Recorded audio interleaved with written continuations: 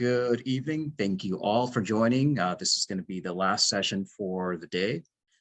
You have joined Natural Farming Techniques with Marco Thomas. A little bit about Marco. Marco is a natural farmer and founder of Microbes by Marco, focused on building soil and cultivating microorganisms to enhance his garden and urban farm. And I'm sure that we can actually go ahead and provide a link to your website later on, Marco. And so I'm going to be your host for this evening. My name is Ruben Varela. I am the Soil Technical Coordinator for NOFA, Massachusetts. And again, you are here for Natural Farming Techniques. So let's get started. So here at NOFA Mass, we're working to deepen our commitment to racial equality and justice, including honest work, examining whiteness, and dismantling systems of white supremacy that are part of many dominant systems, including our food systems. The foundation of modern agriculture is rooted in longstanding cultural practices of BIPOC communities. We acknowledge that the US was built on stolen land and that the food system was built on stolen labor of Black, Indigenous, Latin, Asian, and other people of color. Please take this moment to find your location on this map and honor those whose land you now occupy. For all BIPOC participants, tomorrow we will have a BIPOC caucus running from 1 to 2. For those Spanish speakers, we'll also have a session where you can participate from 5:30 to 6:30. And for all our white allies and co-conspirators, we also have some great sources. Again, this information will be shared later on with slides, and you can take a look at that further with.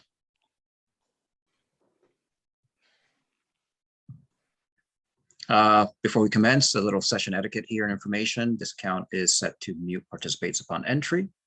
To speak, simply press the microphone icon at the bottom of your screen.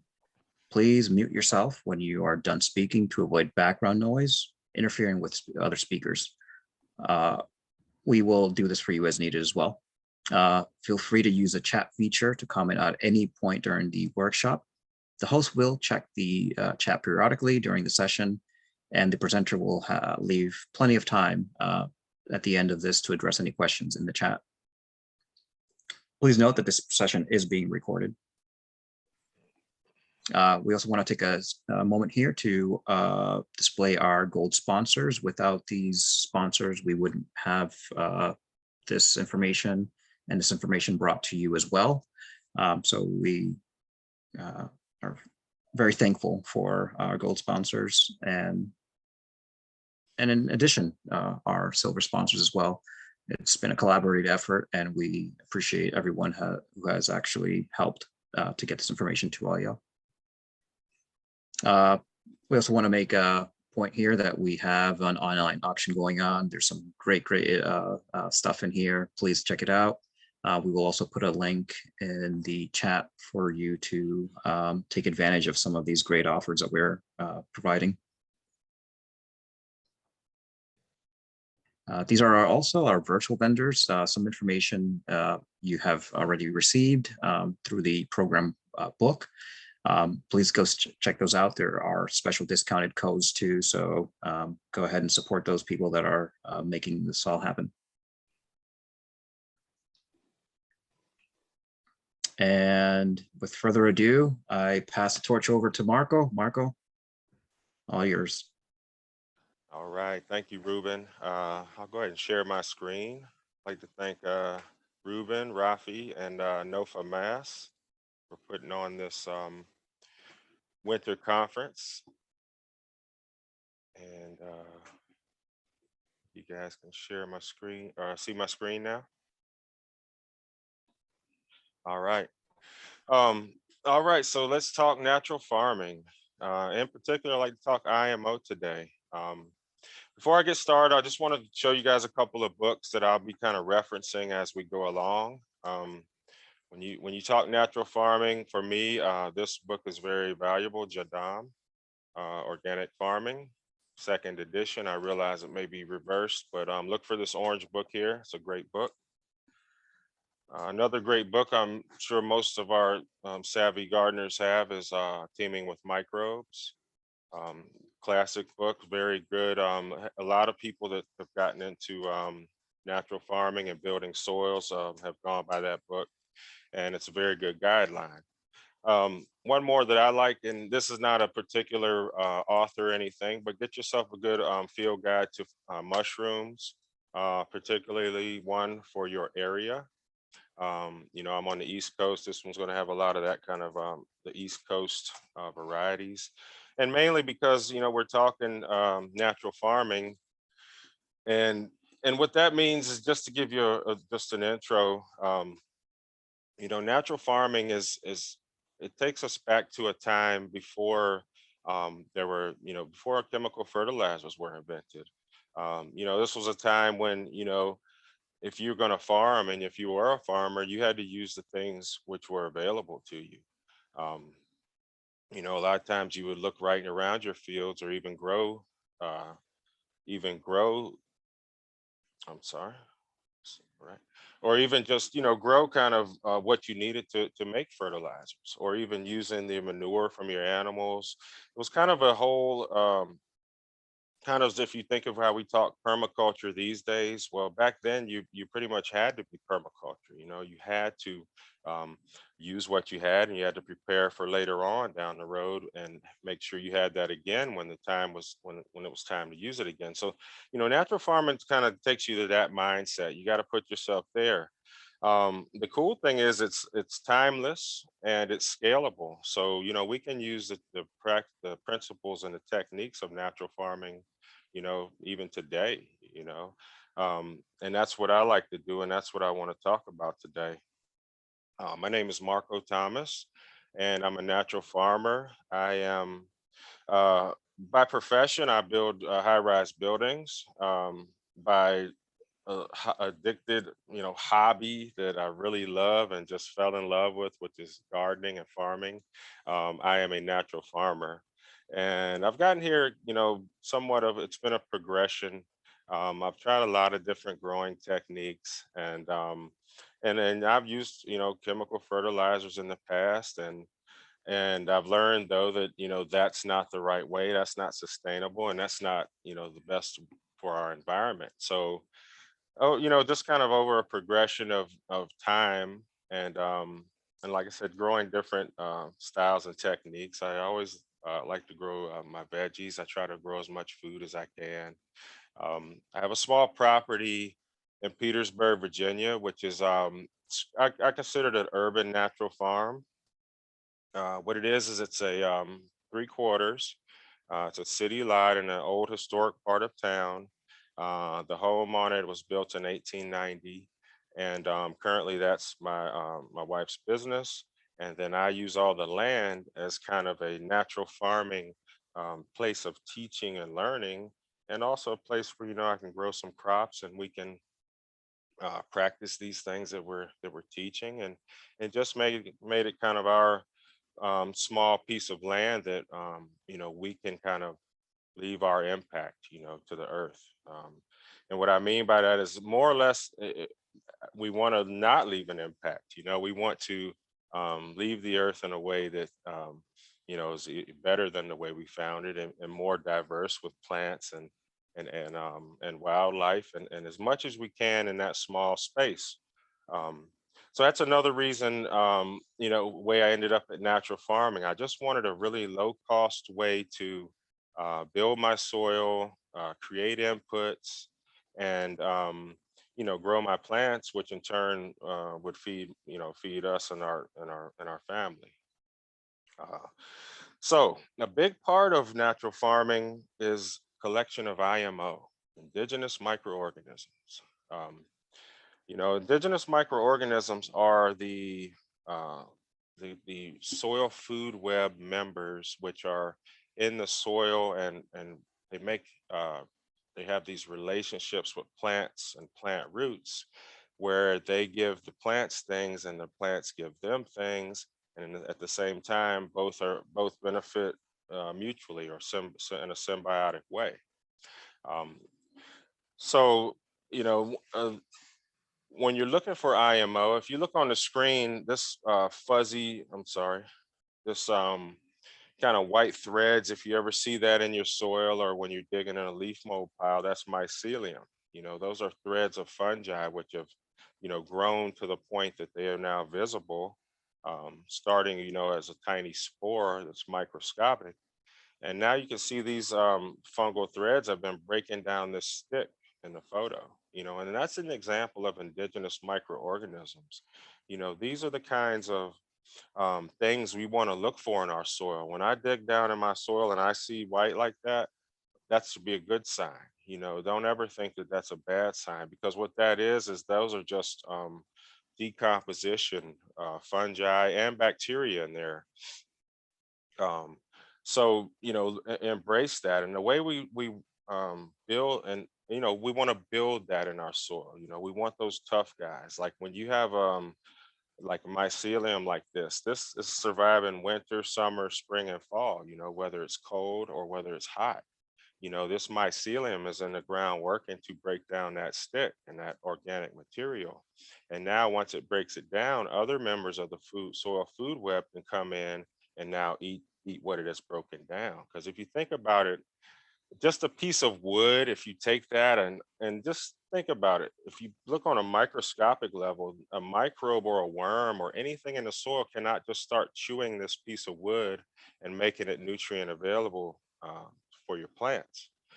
And that's where composting is a good part of it. And composting is just a way of speeding up what Mother Nature is already doing, by using heat and combining the correct ratio of greens to browns. A compost pile is doing basically decomposition work for us, the gardener, because we're impatient. We all are. We are patient with our plants, but we don't have time to wait for things to break down as slowly as Mother Nature would break them down. So one thing about natural farming is there's a lot of techniques that we use to kind of speed up this process, and that indigenous microorganism collection is the number one way we do that in natural farming.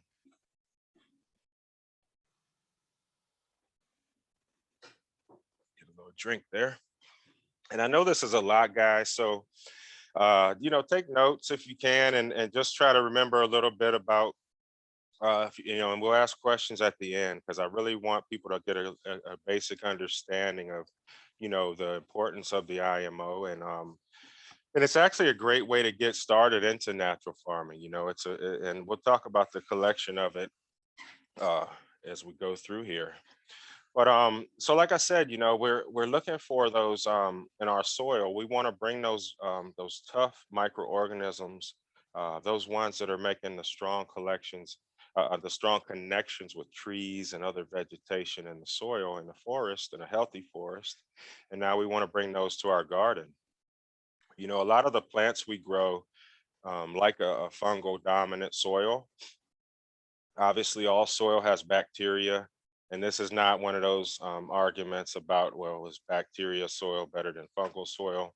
I feel like diversity is the key when you're building your soil, but I feel like we like to encourage the growth of the fungi in our soils. And to me, that's just it leads to a healthier soil. It's easier to kind of maintain. So the best way to kind of collect these IMO, okay, so you say, I want to collect IMO, I want to start natural farming. Well, the best way to do it, there's a few different options, but what you want to do is you want to take a either like a wooden box with kind of not very tightly put together, little loose slats, or like a wicker basket, and you want to take rice, like white rice. You take brown rice, just leftover rice is fine. Cook it kind of al dente, if you will. You don't want it soft and mushy. You would want it kind of undercooked. Like you really wouldn't want to eat it this cooked. But the purpose of that is, so now we want to take that rice, which is a food source for microorganisms, um, and now we want to use that to go out in the forest and collect them. And so what we'll do is we'll take this box or this wicker basket, and now we take our partially cooked rice and we put it into the box about a couple inches thick, very loose, um, and so you want to go out in the forest, and what you do is you look for areas that are really lush and they have a high concentration of tree growth, of vegetation, health, and just a good strong forest. And what you'll do is just take a nature walk and go out there and look for big oak tree or big hickory tree or any kind of hardwood tree, and scrape down right there at the base of that tree, and move that loose leaf and get down there in the leaf duff, you know what I mean? And you'll start seeing some of this, probably some of this white mycelium and leaf mold and stuff down there. And once you get to that layer, that's where you want to be. And what you'll do is you want to take that rice that you have in your basket or your box, and you want to set it on that spot on the forest floor that you cleared out. And then what I do is, because you get a lot of critters out there, you might get mice and things like that want to get in your box. So I'll take like a metal screen and I'll cover the box. And my box is to where I can kind of staple that metal screen down. And then I'll cover that. Then you want to take some of the leaves that you removed and kind of put them back over the box. And then now I like to take a plastic tote or like a bin. And that does two things. It keeps the rain out if it were to rain. Or it does three things. It keeps larger critters out from going into your rice collection. And then the third thing that I really like that it does is it makes kind of like a little microclimate, up under this tote, where because you think about it, we're talking about the tiniest microscopic organisms, and we want them to actually come up from the soil and grow up into that rice. And so when I put that tote down and it's kind of not airtight, but there's no wind in there, there's no breeze, anything disrupting, I feel like you get a really good collection of those microbes and that fungi growing up from the forest floor. And that process takes in the summer when it's really hot, that process takes about 3 days. When it's cooler, that process can take anywhere from a week to 10 days. And the keys are with IMO collection are diversity, meaning take collections all around the season. Spring, take a collection, summer, fall, and then try to in winter. It's a little difficult, but you can still get a good collection if you get a good window of days, depending on where you live. I know some of y'all cold zone folks up there, winter may be off limits. And I see y'all smiling. So yeah, got to be common sense with it. But so try to get your collections right. And then what you do is, now that you've gone out and say 3 days has passed, and I have a nice, what you'll see in this rice box will normally be like fuzz.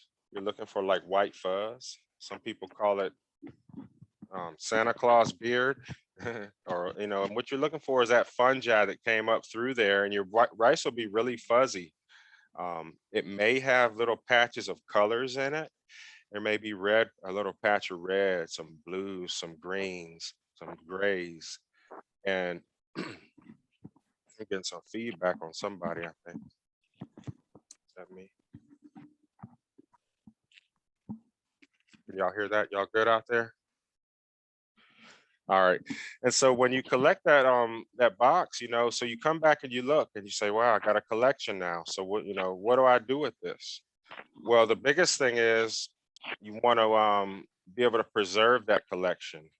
And the way you do that is you combine the weight of the rice mix that you have, you weigh it out, and you get an equal weight of unrefined sugar. Like I like Demerara sugar, the real brown sugar, or even jaggery, which is found a lot in the some of your international markets.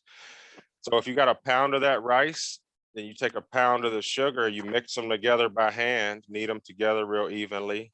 And then now that mix, put it in a jar. And now that is your IMO2 collection. Your IMO1 was when you had it in the box and the box of rice was really fuzzy. That was IMO1. But you had to preserve that. So when you mix the sugar and the rice, the sugar pulls out the moisture in the microbe bodies by osmosis, and it renders them dormant. So now you have this jar of rice, which you collected, which has IMO in it.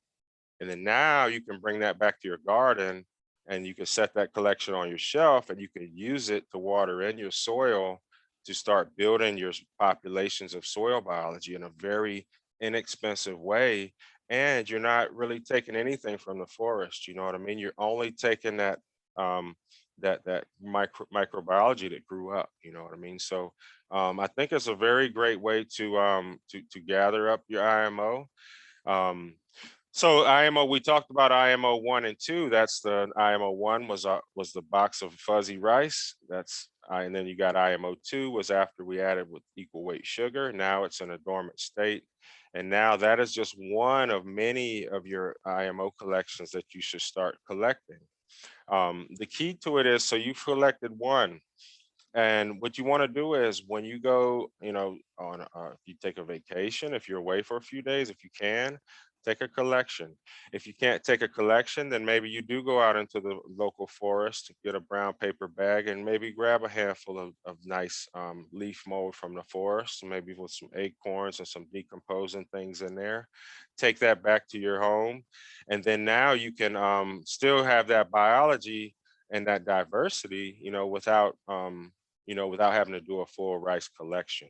And the key is, like I said, you want those in different seasons, different regions. Start close to where you live and where you're farming. That's your first one. And then just kind of build out from there. What I did, I started in Virginia, where I'm at, and right local to my garden. And after that, I kind of went to my regions. I went to the mountains and then to the coast. And then from there, I had friends that were in other states like Pennsylvania, which were, adjoining me. And now we start swapping these IMO collections. And now I'm getting all that diversity into my soil. And what happens is, even though some of those microbes don't survive, like I've got desert collections, and I say this all the time, some of those won't survive in my area. But if you think about how nature works, the ones that do survive in my soil, they're telling me things. They're telling me they like my environment. And then they're telling me they're tough enough to survive in the desert. So now my soil gets the benefits of that additional drought resistance. All those microbiology connections with plants, I mean, they're so fascinating because, you know, if you have certain plants and your area is a little bit drier, when you build your IMO in it and you tailor it to like desert or dry conditions, what it does is it actually, anytime you do water, that biology in the soil, locks in that water even better. You know what I mean? When your soil is like loaded with all these beneficial microbes, and they've got all these connections, and your worms are thriving, and everything's has all these castings, and everything's, it's really, it becomes the soil holds together better. You know what I mean? And that's one reason, like, we say don't till your soil, because we're working to build all these soil food web connections. When you see in this photo, the fungi here, when I pulled that stick out of there, I broke all those connections. Not that it's the end of the world, but what it does is, I'm sorry, what it does is it takes time for those webs to now get back into your soil, and now reach back out and now start decomposing those things again, because the biggest part of the decomposition is the nutrient cycling. Like when you see this white fuzz in this photo, that's cycling nutrients. That's giving your plants food to eat. And you want that in your garden as much as possible. And then when you start building these micro populations and then you start feeding them, and you start dropping your leaves and chopping your plants, instead of like pulling plants out, you chop them at the base, you drop the old plants right there on the soil, let that microbiology pull it right back down. And then when you plant again, it becomes kind of it just becomes just like nature. In the fall, the leaves drop. In the fall, my garden drops. All the tomatoes that are still standing, everything that's up, they drop and they go straight back down. Um, and that's just one way to, kind of build your soil. When you drop those plants, they act like a mulch and protect these soil inhabitants as well, because you guys know, like I do, when your soil dries out, the life goes down as well. That doesn't mean it's dying, but it means these high micro populations, they want that moist, that good wet environment. And so mulches are are also key to build it. See, if you don't have a mulch, when you have your soil, then you have the top layer of your soil. There's no microbiology because the sun is touching it. So now if I put mulch on top, now I have a layer here, and then I have shredding going on and decomposition right there. Whereas if there were no mulch, you'd have to go down into your soil to get decomposition. So just a little kind of tidbit about why I'm big on my mulches.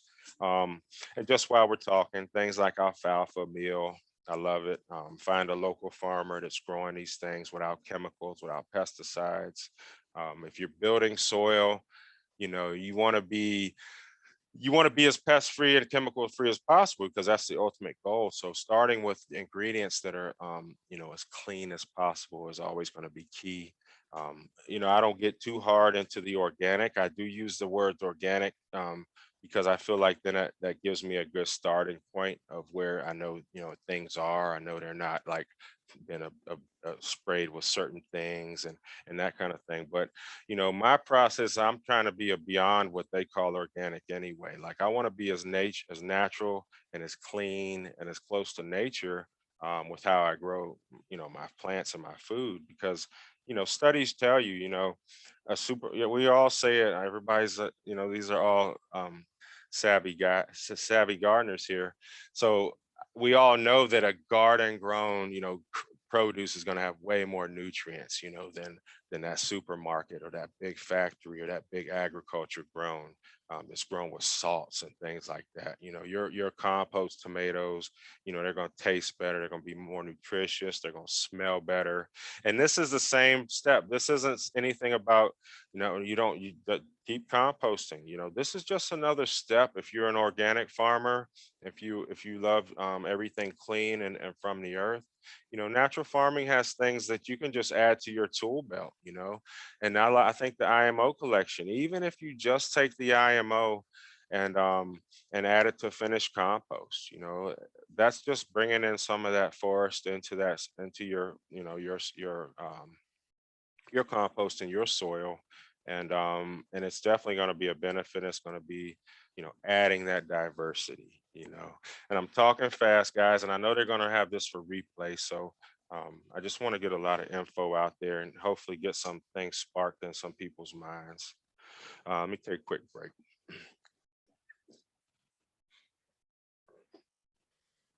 Man, that's some good water.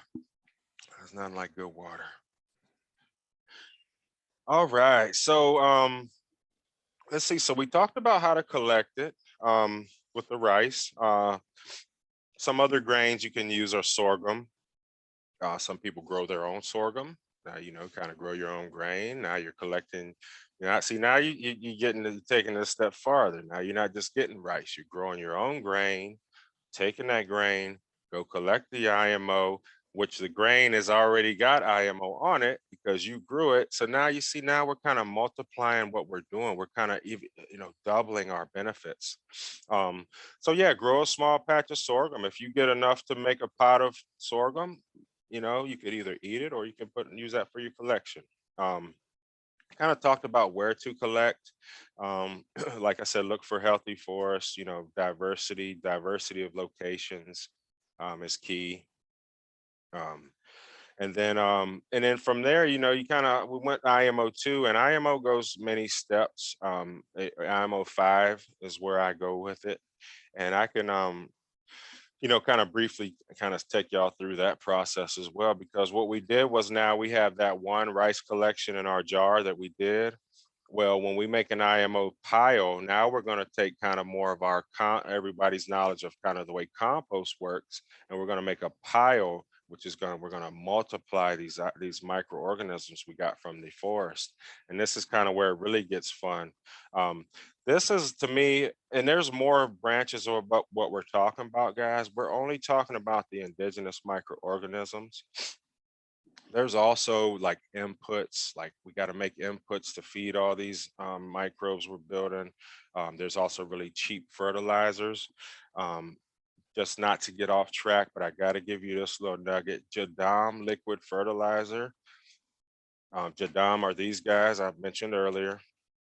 And this is the family that kind of invented Korean natural farming or put it out there as most people know it today. But Jadam is a ultra low cost of also natural farming. And just a real quick recipe for you. If you want to make a Jadam liquid fertilizer, JLF, then you need a bucket or container. Fill that with half full with plant material. Now this could be anything. This could be you pulled weeds in your garden, soil and all. You know how you pull your weeds and you got patches of soil on there? All that goes in that bucket.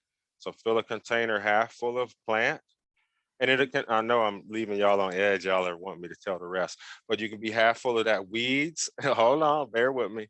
Or it could be even something like stinging nettles, you know, comfrey, like nice leafy plants.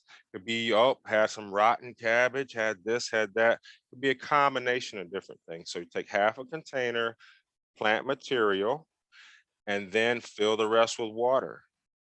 And then from there, all you have to do is if you already got the weeds with the soil and everything, you don't have to do this step. But then from there, just throw in a handful of good garden soil or like leaf mold or some of that white mycelium mold that we were talking about earlier. And then all you do is let that sit. And what happens is this bucket gets funky. I'm not gonna lie. But you're right. It's not something you want right in the house. You know what I mean? This is out back, and it's not bad. Trust me, guys. It's really not. But it'll get a funk to it. And what's happening is the microbes and then the plant material are breaking, or that microbes are breaking that material down. And now that's going to leave you in about 2 weeks, and it gets better with age. But after 2 weeks, you can have a plant available fertilizer that you can use to feed your plants. And these things are really strong. They can be over time. So I actually take a meter and just test them to dilute because you got to be careful. But just a rough dilution, if you just want to start, 1 cup of this JLF funky fertilizer to 1 gallon of water, and then water into your garden. And that's an excellent way to make a nice fertilizer. And I make several of them. I got all different ones. I have some for when my plants are more vegetative growing, and those will be the leafy greens and things like that. Then I have a one for minerals, which I just put things like rock dust in it. Rock dust and microbes and water the same way. Obviously, do not fill the half the bucket with the rock dust. You very lot less of the dust, obviously the rock because the weight of it and all. But if you had a 5 gallon bucket, put a few inches of the rock dust, fill the rest with water, add in those microbes, stir it up, and just let that sit. And then as you go through your season of gardening, that'd be a readily available form of nutrients and micronutrients, and they become plant available because of the microbes. So that's the same kind of thing. We're talking decomposition. That JLF is a great way once you started collecting these microbes to kind of feed your garden now, kind of get you one step farther away from buying things. So for me, and I wouldn't tell you this if it wasn't true, you can take the IMO collection, guys, and then you can start making these JLFs, and they will increase your soil, and you won't have to be spending money on fertilizers. Just try it, I'm telling you. And it's cheap. You have nothing to lose. You know what I mean? What do you got to lose? You go into the store, you're buying bottles. Um, Whatever's in that bottle, ultimately you're eating. Ultimately, whatever's in that bottle, some of it's going in your tomato, some of it's going in your belly. You know what I mean?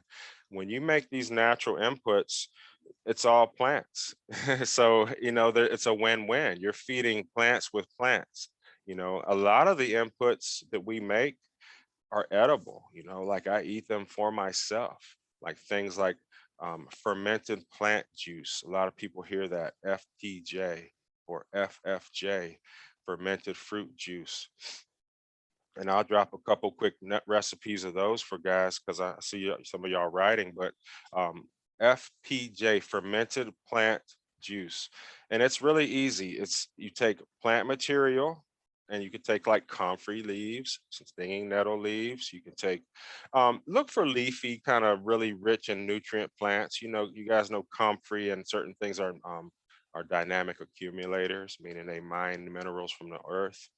So like comfrey and nettles are great plants, but basically take it half plant, the weight of the plant, equal weight of that unrefined sugar again, mix them together, just get the sugar coated on everything, put it in a jar with a breathable top, and then you just let that sit for 5 days. And what happens is over this 5 days, the sugar pulls that moisture, it pulls out the plant enzymes, the growth hormones, everything beneficial gets pulled out of that plant via osmosis. You don't squeeze this, you just let it pull out. And after 5 days, it's a mild alcohol fermentation is also part of it. You strain that in 5 days, and now that is a liquid that is a natural farming input that you can use at roughly 1 teaspoon per gallon. Very powerful stuff. Like that is one of your inputs. So now if you got the jar of the IMO we talked about, now you got a jar of that FPJ we just made. Now you're getting ready. You're moving on your way because you can make several of these FPJs. I like that. Y'all laughing. That means y'all are listening to me. I love it. So you make several of these FPJs, different plants, different times a year. And what happens is you're building this collection of these inputs. And now when you want to take your IMO to IMO 3, you have these other inputs which are part of that process. Sip here. Hey, Mark, just to make a comment, we're still on that first slide, right? Yeah, I'm still on that kind of that first slide. Here we go. No, that's fine. That's fine. I just wanted to make sure that if you weren't trying to move them around, so good. No, I appreciate sorry that. to interrupt. Nope, it's all good. I appreciate it. Yeah, I didn't move it yet because see, I'm not quite going per the slide, but I'll bump them around so y'all can see. So since we're going to IMO 3, this next slide, if you look at that picture, can you see? Let me go one more picture for you. All right. I went one. This is our IMO slide here, and this kind of gives you, I don't know if you guys can read that on the side. I hope so. I'm going to make this available. We'll share the file here later on. Excuse me. But what I'm holding in my hand is called IMO 3. And with this IMO 3 that you see, what this is, I make it by taking 3 ingredients. I take and you can go to Tractor Supply and get this stuff. Like if you think about a horse feed, I take 1 bag of partially rolled oats, and this is 50-pound bags, 1 bag of like their cracked grains, and then so like that's 50-50, and I'll take 50 pounds of, I have some aged wood chips, or you can use acorns is a great one. And now the 50 pounds, you guys don't have to go 50-50-50. I'm just giving you guys ratios, but it's 1 part partially rolled oats, 1 part cracked grains, and 1 part of the wood chips, right? Those are your 3 dry ingredients. So now you picture you got a pile with these 3 different ingredients, right? Now what you do is you mix those together because it's always easier to mix your dry ingredients together to get them even. So now you got this pile of these 3 ingredients evenly mixed in. So we want to turn this pile into a pile of what I'm holding in my hand, which is IMO 3, which is basically fungi to the max, so much that it's holding all these pieces of things I just told you about. It's just holding them together by itself because the fungi grew in it that diverse. So the way you get this pile, what you want to do is get this pile to heat up. And the way you do that is now you take those IMO 2, which are the rice collections in the jar. This is why it's so key to have a lot of those, because now if you only had 1, now I'm trying to make a pile with only 1 type. You know what I mean? And it's hard to get it the amount of diversity with only 1 type, but you can still go for it. So part of this is now I built this pile. I want to wet it up. Take a 5-gallon bucket with unchlorinated water with no chlorine. We always want to protect our microbes, and chlorine is made to kill microbes. So now we have this bucket. Now I want to add these natural farming inputs, the IMO 2 collections that we added. So I have about a dozen of these different collections, and I'll add them all, a teaspoon each, roughly, of each one of these IMO 2. Now we made the FPJs, kind of that FPJ we talked about. I have several of those different ones. Those go in it. One of the major natural farming inputs is an input called OHN. It's a herbal nutrient. It's like a tincture. I don't want to get too deep into it, but it's 5 roots which make a tincture. So you need these natural farming inputs to kind of make this water to wet this pile. So once you have this, enough of the IMO in there, some FPJs, a little OHN, and I like to use some raw vinegar for sure, because that's got that good acetic acid bacteria in there. Now you got this liquid. Now water that pile with this liquid. Get it nice and moist, not where it's soupy wet, but just where it's just, you could squeeze just a drop, kind of out of your fists, maybe glisten out of your knuckles a little bit, that consistency, and then pile it up on the ground. You got to keep it somewhere where it won't get wet or rained on. You can cover it lightly with a tarp. Traditionally, you would cover it with like things around you, like leaves, sticks, twigs, bamboo, kind of making that kind of tight, watertight, not watertight, excuse me, kind of a zone of high humidity. You want to use all these leaves and things and straw to kind of cover that up and keep the humidity high. What'll happen is um, those microorganisms now will start consuming these carbohydrates in this pile and heat up just like your compost pile will. And it's going to be quick. Like the next day, 24 hours, this pile can be like over 100 degrees, and you got to monitor it. We call IMO piles like it's a baby, because it's a 10-day period where it's like a baby. Like I literally have to go out there and at midnight sometime, because I want to check. The reason I'm checking is when you do a traditional compost, everybody wants that temperature up. You're like, yeah, I'm like 165 degrees, and you're showing off the thermometer, taking pictures, and that's what you want in that traditional compost. That's different than this. In this type of system, I'm not composting, I'm cultivating, I'm growing, I'm propagating the microbes, and they create heat as they grow. And so I don't want them to reach a temperature over about 125, because when they reach over that temperature, they start to degrade, like the yeast and the fungi and those things that are like kind of more delicate. They'll degrade over that high temperature. So you have to go out there, baby this pile, watch it. Once a day is usually fine. Probably twice a day, depending on how hot it is outside. If you try to make this pile in the summer, you add ambient temperature to it. So fall is a good time to make these piles.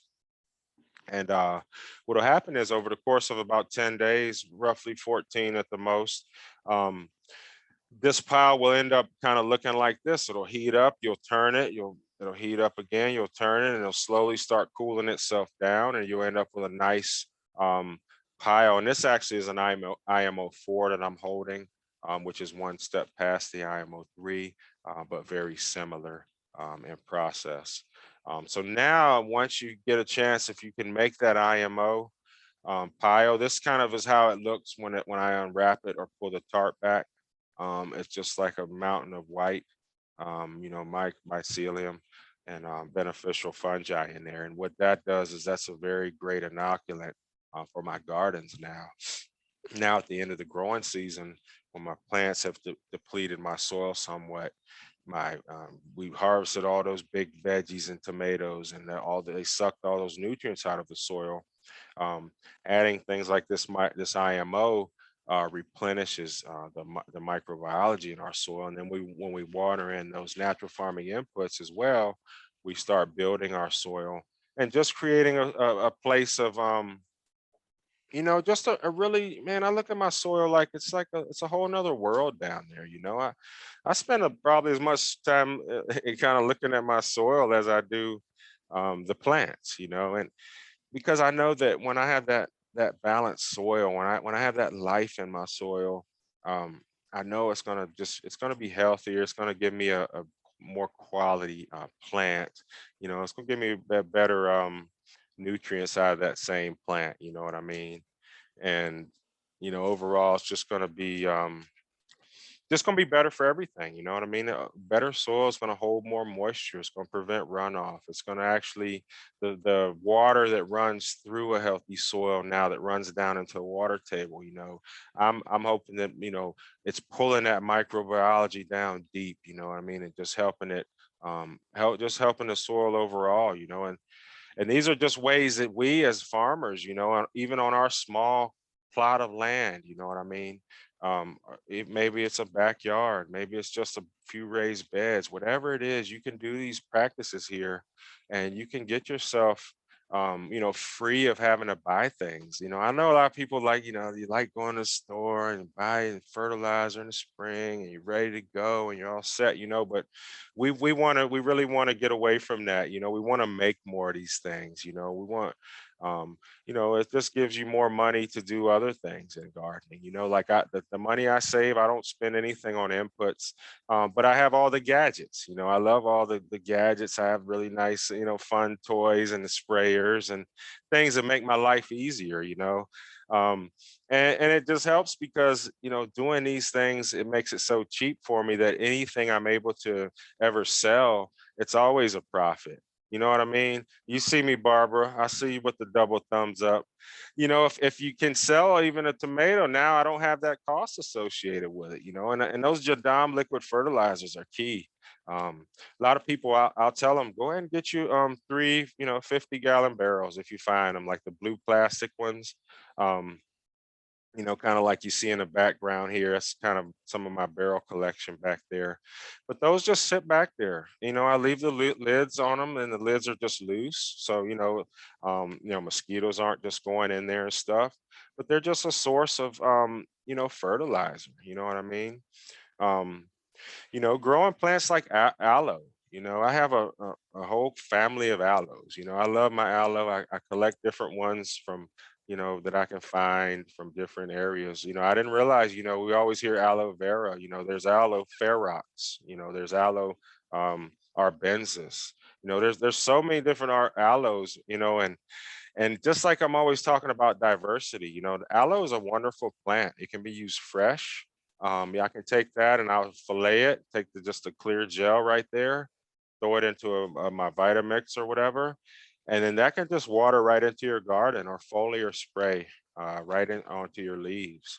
Um, or you can take the same aloe and now you can do the ferment, like I told you, the fermented plant juice, where I do equal weight of the aloe cuts, equal weight sugar combined, allow sit for a week, or I'm sorry, 5 days, strain at 5 days, and then now that liquid is another input. You label that. Now you've got an FPJ out of aloe, and then I can't remember the other one we did earlier, but we did the other FPJ um, from another example I gave. So now just in this kind of conversation we've had, you've gotten one or two IMOs, which are your rice in a jar. I gave you knowledge to make you unlimited FPJs because you can do this with any plant that's not, a poisonous, noxious plant, obviously, let's be common sense about it. But, most any plant that you're going to come across can be used, for FPJs. And that's how you start kind of building your input. So, along with that, we talked about how to make the JLF. So really right now you can collect IMO, you can make a couple ferments, you can do the FPJ, and now I feel like really you can never have to buy your fertilizers from this point. You literally, if you want to buy things, I'll buy things like alfalfa, buy raw ingredients, buy single source ingredients. Like when your local farmer harvests alfalfa, like last year, I went ahead and got all like 10 bales. Now I have 10 bales that I just put up and set off to the side. You know, that alfalfa is wonderful for a mulch. Alfalfa is known for, it's got lots of nutrients, minerals, and micronutrients, first of all, and then it breaks down really easy. And if you put it on your bed as mulch, you'll see within just a couple of days of watering, you'll start seeing mycelium, which is that fungi we talked about, jumping up in that alfalfa and now starting to decompose that. worms will come right in, and they really eat alfalfa up. So that's a great one to have, on board. And hopefully just kind of, I know I'm a lot, guys, but I really, when I do these, I really want to give at least a lot of the info and get people's wheels turning, and at least have you wanting to ask some questions, and and at least give it a shot. These things are really low cost. What's it going to cost you to try this with a 5-gallon bucket, um, and your old weeds? Toss it out there. If you don't believe it works, try it on another area, by itself, and try it like that. But it's all, it works because it's all the principle. It's decomposition. It's the best thing to feed a plant is a plant. A plant, when its leaves drop, where do they drop? Right down below on its base, right? So that plant is feeding itself by its own leaves every year. Now, the diversity in the forest is awesome because now that plant, that tree, and his neighbors, now he gets his neighbors' leaves. They all get that diversity of leaves. And then what happens is, different leaves attract different microbiology too. You know what I mean? Like a good oak, you guys know how it is under an oak tree, and you guys have seen under a pine tree. Totally different. You know what I mean? Totally different soil under that pine tree, totally different under an oak tree. Not that one is bad or good or the other, but what we look for more in our garden is going to be that kind of that hardwood, that oak tree, that kind of soil. It's got a lot more worm life. You guys know pine forests, if you ever been down south or anywhere. You don't get that worm that really like you do in a good oak forest or hardwood. So look for areas like that. And yeah, I don't know. I don't even know what time it is. Let me see what we got here. Okay. Um, I probably talked enough. Y'all want to do some Q&As? That's awesome, Marco. This is I really love this format, uh, you know, more of a storytelling than anything. And you're right, it does get the juices flowing in the brain, right? Oh yeah. All right, so yeah, so I do have a couple questions that came through the chat here. And the first one was actually about sugar types. You mentioned a few sugar types there. And are these sugar types just mostly unrefined sugars that are good for the IMO2 or the IMOs? Yeah. Just in general, guys. Like, I'm just the type of guy. I'm gonna say it how it is. Like, go ahead and get away from white sugar. Like, white sugar is actually like a bad thing for you, as I think we all know. Um, so what I look for is I look for those unrefined sugars. Like my favorite sugar is called Jaggery, Jaggery. And what that is, that's a sugar which comes mostly from like India, in that region. And all that is sugarcane juice, and they pour it into a pot, and it dries out. And when you buy it, it looks like an upside down pot. Like it's literally sugarcane juice which is dried, the least unrefined you can be. And the reason we want that, like when they refine the sugar, I just can't understand it. But they take out all the nutrients, all the when it goes to white, there's nothing left. What? Just the sugar. Whereas when you take those brown sugars and those unrefined sugars, you get the minerals and the nutrients and the micronutrients from the sugar cane. That's like the most vital part. So yeah, look for those really good unrefined sugars. It's worth it. Everyone's gonna probably say a little bit about the cost, but look for sales. And I got a thing, man. I always say this: you either gonna pay for quality food or you're gonna pay the doctor. You know what I mean? So you gotta kind of pick your poison. You know what I mean? I'd much rather kind of try on the front end with quality ingredients. I paid, $8. What I'm just throwing stuff out there. I paid a high amount for a sugar. Well, it was better for me. I also got the nutrients that were in that sugar. I didn't just get the sweetener. So, um, yeah, man. That I think those are kind of the keys. Great. Another question too. Um,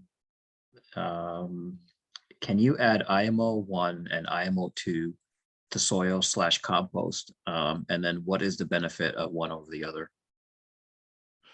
Okay, so the way to look at it is with IMO1, that's when you just had the rice and it collected. What'll happen is if I only were to try to work with that IMO1, that would just kind of decompose and start spoiling, and then the microbes that I collected from the forest would end up getting either eaten or consumed or dying, in that process of it spoiling. So you really got to go to from the either from the IMO1 to the sugar part, because that kind of locks it in. Now you can take that rice and just dump it in a bucket of water before you without doing the sugar, and then just water it into your compost. Yes, you can do that. But like I said, do that once your compost is cool, because if you do that before you or in the process of the thermophilic process, then you're going to just degrade or probably destroy a lot of the microbes that you collected in the rice. I hope that makes sense. All right, good. Another question here from the chat. Does the plastic Rubbermaid container get placed inverted over the wicker basket or box at the base of the oak tree to collect the mycelium? Yeah, what you're thinking of, just look at the toad as a dome, and I want that dome over top of my box, and that'll be kind of like keeping out air, rain and critters and light and all that good stuff. I like a dark colored one when I do it. I also have a follow-up question. This is actually a personal one on the similar to this here on the Rubbermaid container. Do you ever perforate this in the summer times when it's really hot? No, I let her go. What I'll do though, it's all about kind of you're in the shade, so that's the key is the temperature is what's going to determine how quick you collect it. So if it's super hot, I'll say 3 days, but maybe two could be it, but it's usually three even when it's just super hot. And no, I don't perforate it because just trying to keep the rain and all out, and keep that no movement environment that I was going for in the dome. Awesome, great. See that Tori has her hand raised there. Go ahead.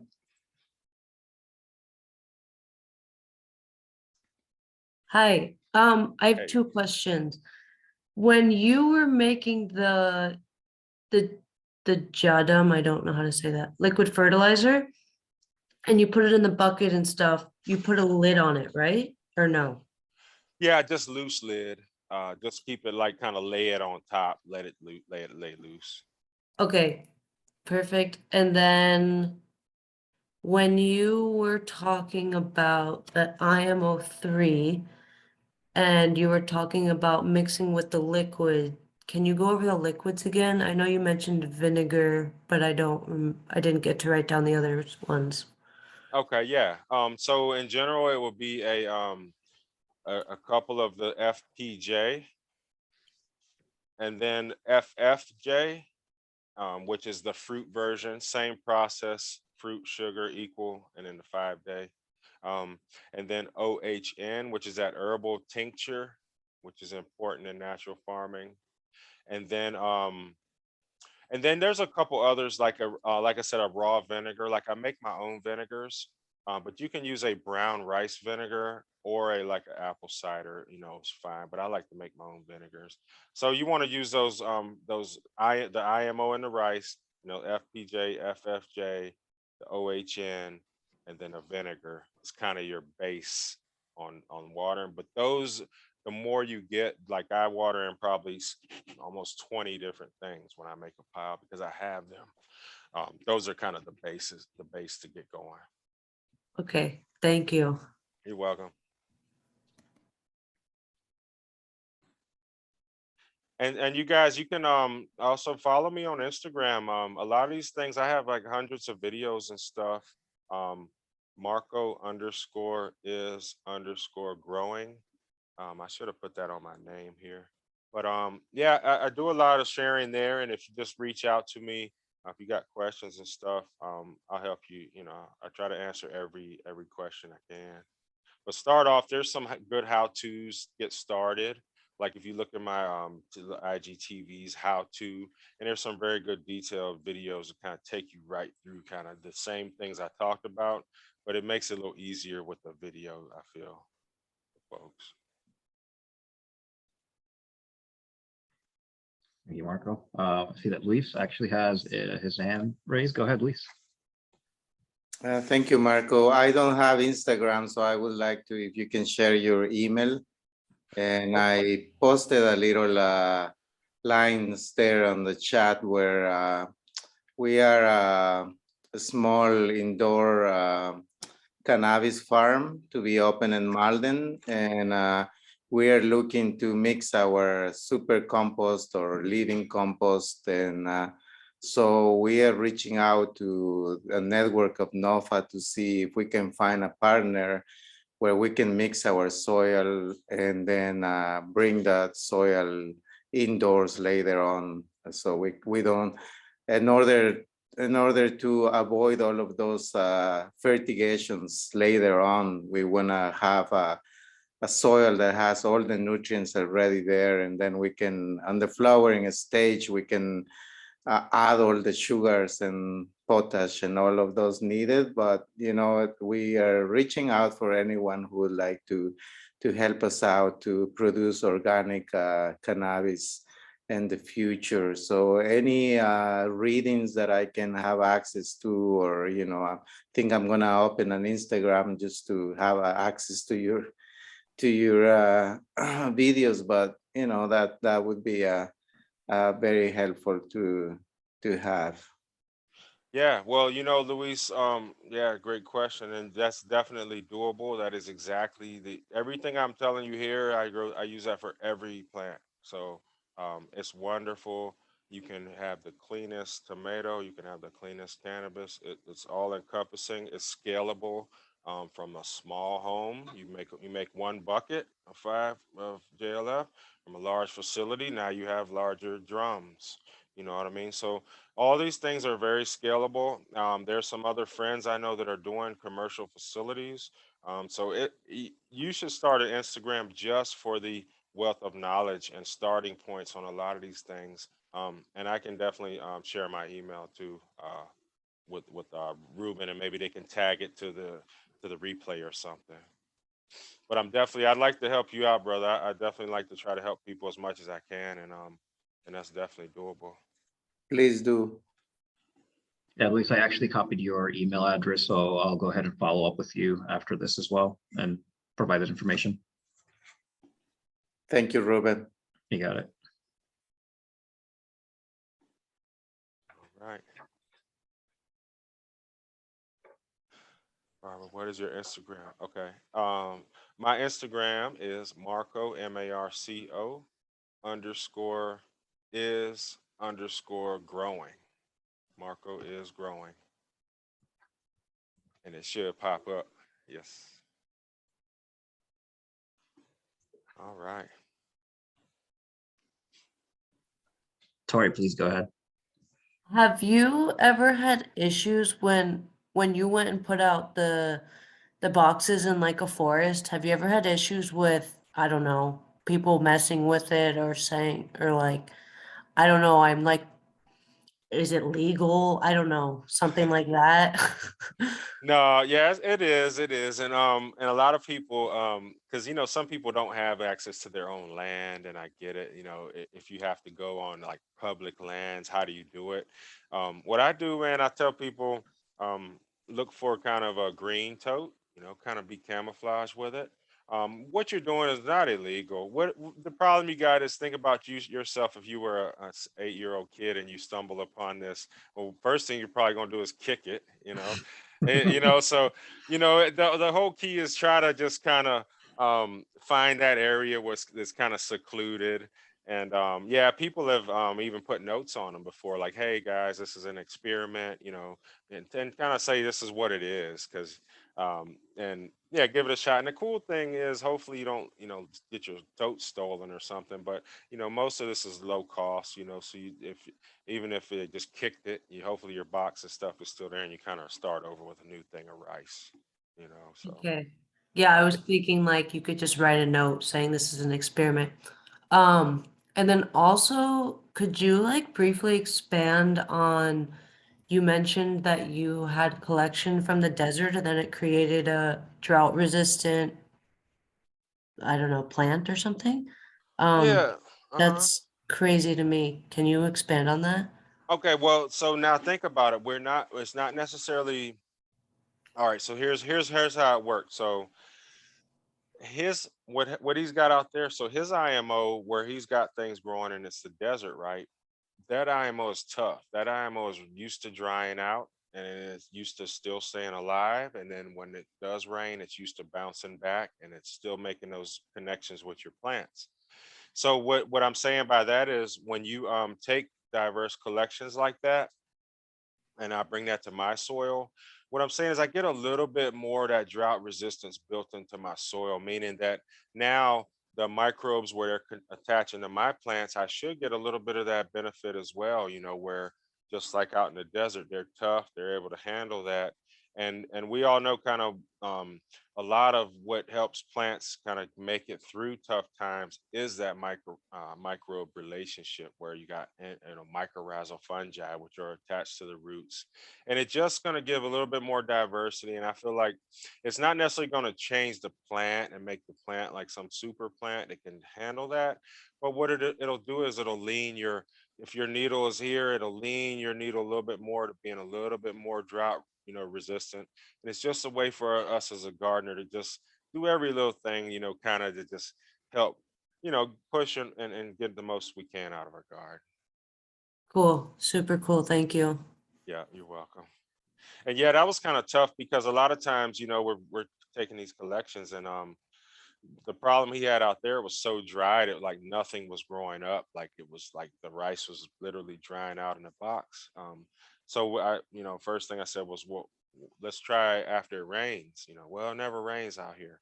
Okay, well then go wet your area 2 days beforehand, kind of pre-wet it where you want to collect. And then now when you collect, you got a little bit of moisture in the ground, you got those microbes activated a little bit. And now they'll grow up in there. And we were able to get a good collection even in like, you know, the desert area where it's like just like low mesquite trees and just shrubbery type stuff. So I think that was pretty cool. You know, it's just it's a good way to, you know, kind of make relationships with people too. You know, you're collecting, you know, having, you know, collections from each other. And a lot of times indoors, you know, a lot of these gardens people are setting up strictly for indoors. So indoors you can kind of make your own, you know, uh, environment. You know, you kind of make it based on your microbiology, based on what you collect and based on how you want to grow. You know, you want to kind of grow plants more of a drought kind of way, dry farming, um, or you want to kind of, you know, so this just gives you different options, I think, with the microbiology, and the diversity is key, you know, to it. So Great, thanks for the question.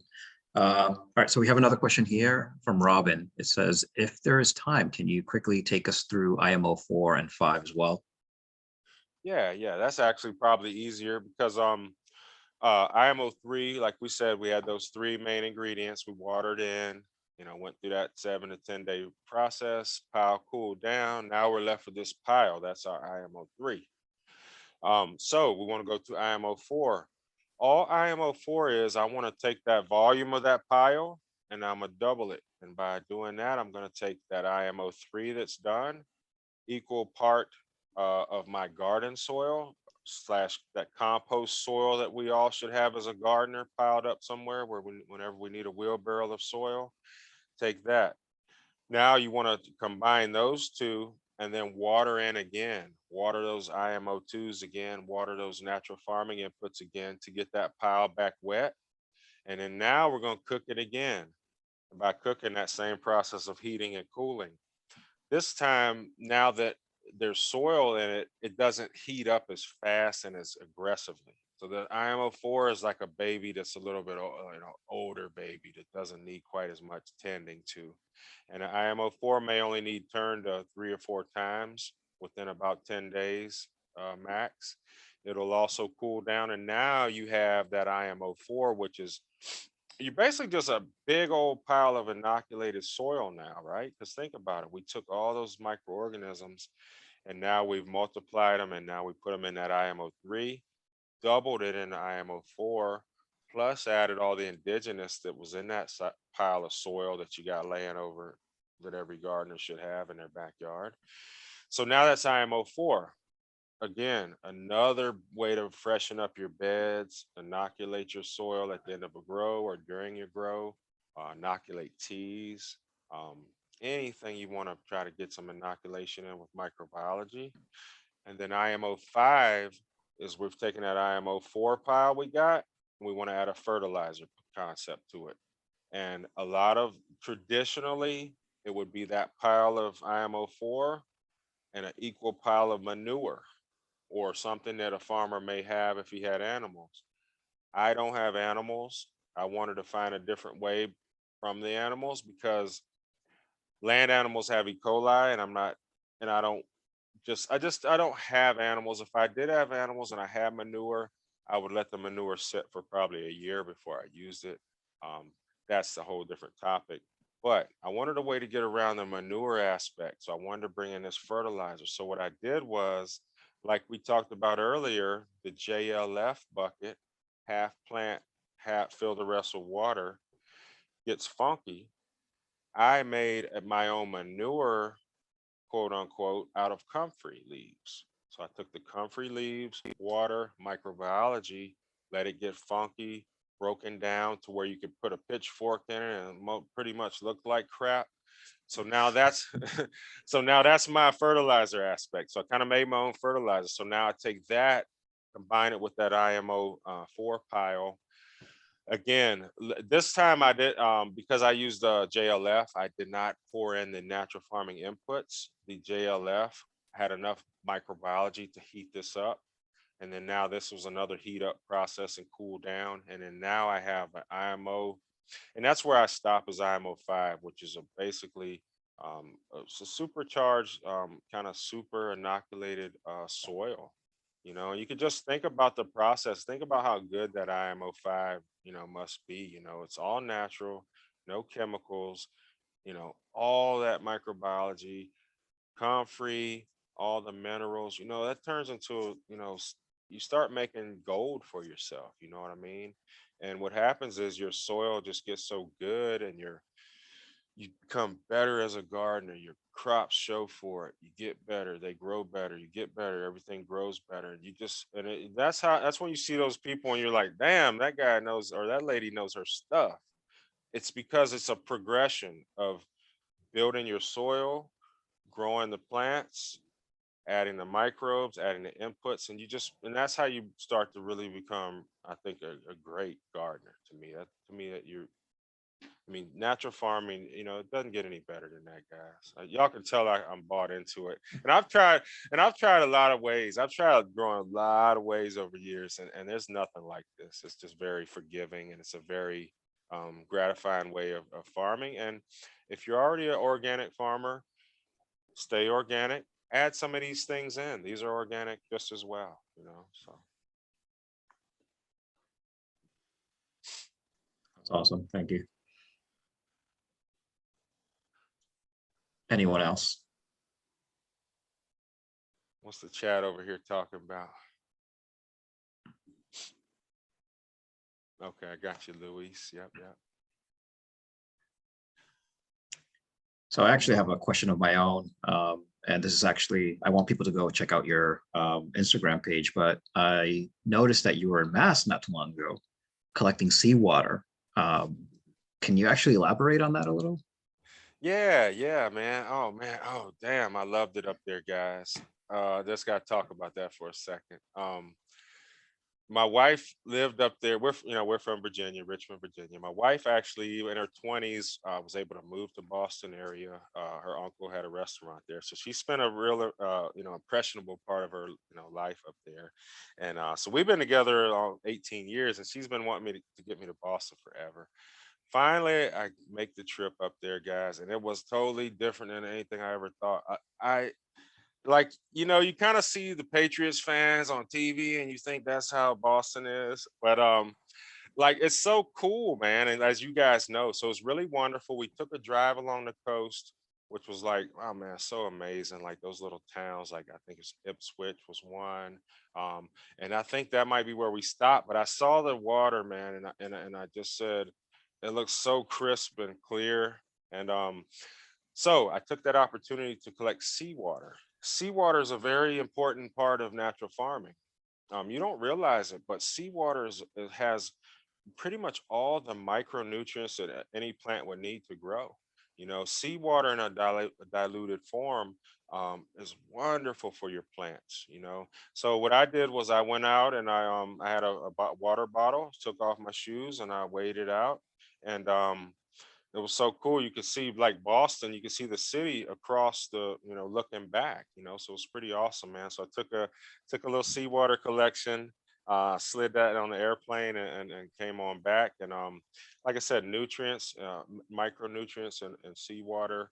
Um, you can ferment seawater. I usually just keep it in bottles and store it. And you use that at a rate at about a teaspoon or two per gallon. It's very low dilution. And yeah, just water that right into your soil drenches, and seawater is a great input. But I wouldn't collect it from anywhere, man. But I was really surprised. That water up there is so crisp and cold, and it was great, man. Great experience. Awesome, thanks. There's actually a question, I think it's a question on the chat here from Brucey. Seawater leads to a salt marsh hay question. Yes. So Oh, perfect. yeah, Thank you. so up here, at least in New England, I can't say about the mid-Atlantic, we can buy salt marsh hay to spread on our gardens as mulch, and I use it. Well, salt marsh hay is subjected over and over and over again to salt water as the tides go in and out. And I wonder whether making a compost tea out of salt marsh hay would reap some of the benefits of the seawater. Oh my God, who said that? Thank you. Wonderful question. I have never heard of salt marsh hay. Now I want some. Yes. Oh my God. Okay. Um, yeah. On that, obviously look at your environment. Now, is that marsh, filtering the factory up the marsh? If you thinking about your area, knowing that it's clean and that kind of stuff. Yeah, I definitely get my hands on some of that salt marsh hay. Um, I feel like, yeah, you're going to get all that salt water, all the minerals. I'd probably try because it could get high in salt content. So I'd probably definitely try some kind of compost with it, or even using it sparingly. But I bet your garden looks really great after using that, right? I bet. It's not bad. I'm looking to make it even better. Yeah, nice. So what do? They kind of harvest that to clear the marshes, and then they make it available for folks. I've never actually seen it harvested, but it must be cut at low tide. And maybe somebody else on the call knows more about it than I do. All right, well, cool. Well, thank you for dropping that little seed. Now I'll be reading up on that a little more. I like that. I like that idea. Yeah, we're actually losing our farmers that actually collect it. I think there's only one person in the area now that supplies the salt marsh hay. A lot of people use it for top dressing their plants. And that's typically what I've seen it for. I know of a couple farmers that actually use that to just, as a top dressing and mulch. Yeah, it makes sense. I do it. Yeah, it doesn't degrade very, it doesn't degrade quite rapidly. So it's actually good for plants that are going to be there for a while. Oh, it's probably really tough and fibrous. That's right. Even better in a way. Right. Go ahead, Tori. I work on a community farm and I'm on Nantucket, so it's an island, so we're surrounded by beaches, obviously. And one of the other farmers only uses the salt marsh hay, and I don't work with her, so I can't say much about it. The only thing I can say is we have super wind, we have very high winds out here, and it gets picked up extremely easily in wind, and I feel like that's one of the downfalls of it. But otherwise, it's free. She's harvesting it all the time. I mean, it's a bit of work, but still it's free. And she's just constantly top dressing all of her beds with it. And she seems to have pretty good outcomes. So just, I have never personally worked with it, but just from what I've seen. Yeah. Yeah, it makes sense. Like things I've read about, the use of salt water, it makes crops really sweet. It brings out that sweetness, the bricks, you know what I mean? And then Her her farm is called Sweetwater Farm, which is funny. See, she knows. I'm telling you, man, like people know these OGs in the game, and they've been doing these things, and things have been passed down to people. Like I've never heard of that, but now I'm picturing, yeah, the marshes are loaded with all these straw and stuff. I never thought that people really harvest that, so that's pretty cool. That's where like one of the biggest things in natural farming, guys, is like use what's available to you. You know what I mean? I can't use that because it's not available to me, but definitely it's available there. Definitely find ways to use it. I'd probably say even try shredding some of it, see how that kind of works, if it kind of makes it, stay a little better, not blow away as much or something. But there's always different little techniques you can try, different things. Let me see. One thing I like is I mentioned it earlier, like acorns. Like if you guys can get access to acorns, they're wonderful. Just even to rake them up in a pile if you don't want to do anything else. Um, if you pile those babies up in the fall, by spring, you could just take a shovel, and that's an inoculant right there. You got all the think about it. It's gonna acorn can grow an oak tree, so it's got all the energy just waiting to come to life. And what I'll do is, I'll harvest them and look for places like over parking lots. Cheat a little bit. Like there's a huge acorn over a parking lot, so I just go with my little snow shovel. So easy to just scoop up, 5 buckets of acorns, and now I got all that readily available.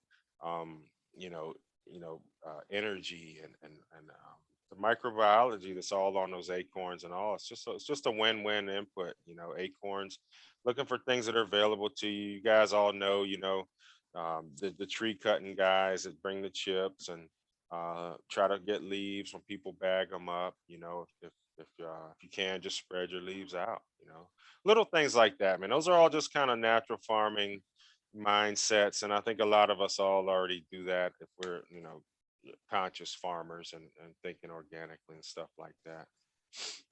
So yeah, man, I usually do a weekly show for about 3 hours, so I can talk, but I'm glad this one is not that long today. This has been fun though.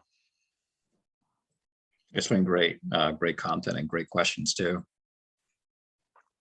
Yeah, we didn't even get into like I mean, there's so many inputs, guys. Like, just real quick, if you want to, if you get a lot of fish, even rotten fish, spoiled fish, any kind of fish, guts, heads, the leftovers, um, combine the weight of fish, equal weight fish, same unrefined sugar, toss in some microbes. If you have IMO3, even better.